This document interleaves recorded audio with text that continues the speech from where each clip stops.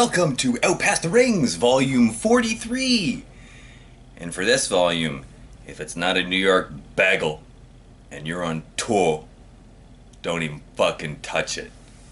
So, this is the People's Temple Project mятеж split 7-inch that came out on November 21st of 2015. Officially, I guess. Holy crap, there's a lot of history with this one. Branches off into so many things that are still really very relevant in my life today. Okay, so I guess the history probably begins with Anal Knievel, which is Chris Story's, which was Chris Story's kind of like solo duo project. Just solo? Duo project? I can't remember. I think it was the solo project. Anyway, Greg from People's Temple Project caught wind of Anal Knievel, was a very big fan. I guess had asked if Chris wanted to do a splits, and I guess at first Chris was like, yes, and then this is the other part of the story. When I was doing my blog early on, Chris kind of came into some of the groups one day, and we were like, oh my god, it's Chris Story from Bakara, Yaphet, Kodo, and so forth. So I asked if I could interview him, to which he said yes. We interviewed, and that essentially led to him saying that he had this mятеж project as well, but he didn't want to do vocals for it. He had all the instrumentals and stuff done. He was learning how to use program drums on his computer. And asked me if I wanted to scream over it. I can't remember if I had sent him my old band Galima or not. I guess I probably did at some point. I don't think he would have just said, hey, you want to scream? Anyway, so that's how mятеж became an actual project band. And Chris decided he would rather do a mятеж split than an Anal Knievel split. So the People's Temple Project split became the PTP mятеж split, which morphed into the PTP mятеж tour, where we did 8 or 9 shows over the course of 10 days, I think, in the summer of, I guess it would have been 2015. So the November 21st release date is not really correct because although there were 300 that came out at that time, there were 50 test presses that we had rushed for tour in the summer. So if you have one with the brown cover and the test press thing, there's only 50 of those available. It was released on a plethora of good labels, including Wolftown DIY, IFB Records, Friendly Otter, Upwind, Akashita Corp, and Dingleberry Records, as well as Zegma Beach Records. It's interesting to note that Akashita Corp, my apologies, is Greg's label. And you've also got, this led to me knowing Eric, the drummer of People's Temple Project, also known as Larry from Larry Records, who is also in Peak, but Larry Records didn't begin until much later. I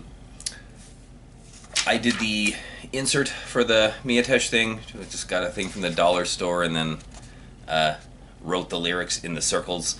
So good luck reading that should you actually try. What does it sound like? I guess it's a mix. Well, it depends on what side you're listening to. The People's Temple Project side has a Funeral Diner D'Amore early screamo emo sound to it. And I don't have a favorite track because all 3 tracks are fantastic. The second being much more instrumental and groovy, but 1 and 3 are pretty chaotic, screamy, hardcore tracks, and they're fantastic.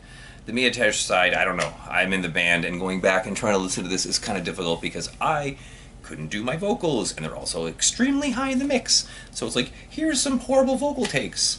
Let's put them super high in the mix. So I don't know what we were doing there. What else could we say? We became very good friends with People's Temple Project. Stay in contact to this day. PTP came to Toronto and played ZBR Fest, the first one in 2017. Eric and Tim had a very hilarious chill time with my wife, so they became very good friends also. And Jesse Mowry, because of the tour, he became kind of intertwined with People's Temple Project, and on tour even became part of a song, one of their new songs that they were writing, and just improv'd the live stuff, and it works so well. You can watch the mятеж People's Temple Project tour documentary for footage of that. Jesse also jumped on with Anodes when we were in St. Louis and did some vocals for the Altar of Complaints cover that they did, Jesse's old band. That was fantastic to watch. We also played with a bunch of amazing bands when we were on tour, including Hive Mind twice, Left Astray, Coma Regalia, Anodes, Yusuke, Gas Up Your Hearse, Wounded Knee, and Hail Mary, just to name a few of them. So it was a fantastic tour. I just lost my voice near the beginning because during the first 2 practices before we left, I went all out for like an hour and a half because again, rookie mistakes. So tour by day 3 was really hard because I had totally lost my voice. It was an amazing tour time, but I just remember being like, I can't even talk. I gotta talk like this. It was, yeah.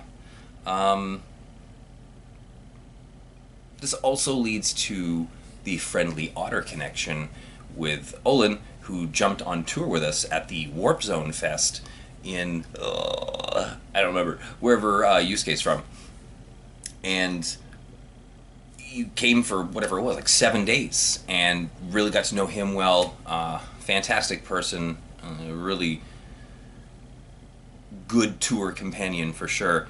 We got to play with him in Chicago at Lord Snow's house at the time, and we slept there as well, which was, or like stayed an extra day, and that was our 1 day off in Chicago at Lord Snow's house, checking stuff out. So that probably concludes Out Past the Rings Volume 43. I'll be back with whatever's next. Is it the Zampler? I don't know. It's something. And check out all of People's Temple Project stuff, especially the newish split with Sleeper Wave, and that 12-inch is really good. We still have some copies of that. We do not have any copies. We do not have any copies of the old 7-inch, and I